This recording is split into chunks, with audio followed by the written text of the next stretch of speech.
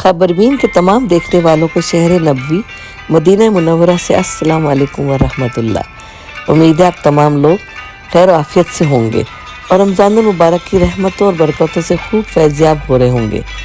आज की हमारी वीडियो मदीना के कबूतरों से मुताल्लिक़ है। मक्का मुकर्रमा में मस्जिदुल हराम और मदीना मुनव्वरा में मस्जिद नबवी के अतराफ मुख्तलिफ़ मकामात पर ज़ायरीन की कसीर तादाद सवाब की नीयत से कबूतरों को गंदम का दाना डालते हुए नज़र आते हैं। आप जैसे ही दोनों मुक़द्दस शहरों में दाखिल होंगे, कबूतरों के झुंड लोगों का इस्तकबाल करते दिखाई देंगे। गर्दनों के नज़दीक नीले सब्ज़ माइल परों वाले ये कबूतर ख़ास अहमियत के हामिल हैं, इसलिए कि एहराम की हालत में या इसके बगैर भी किसी तौर इनका शिकार जायज़ नहीं है। इनके शिकार या कत्ल करने की सूरत में फिदिया या दम वाजिब आता है।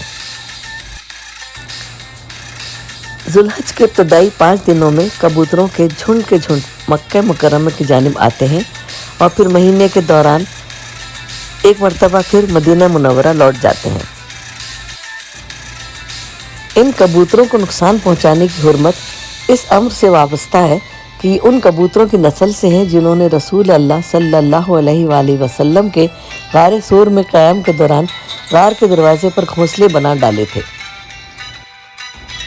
एक दूसरी रिवायत के मुताबिक हरम मक्की के कबूतरों की नस्ल का ताल्लुक़ उन अबादील परिंदों से है जो समंदर की जानिब से आए थे और उन्होंने अपने पंजों में पत्थर और कंकर उठा रखे थे ताकि बैतुल्लाह को मुनहदम करने के इरादे से आने वाले यमन के बादशाह अब्राह उल अशरम को बाज रखा जाए।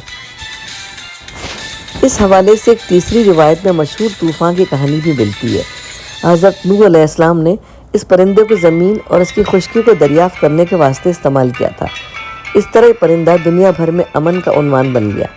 मक्का और मदीना में कबूतर दाना डालने की रिवायत अब पाकिस्तान भी पहुँच गई है और कराची समेत मुख्तलिफ़ शहरों में लोग बाकायदगी से कबूतरों को दाना डालते हैं।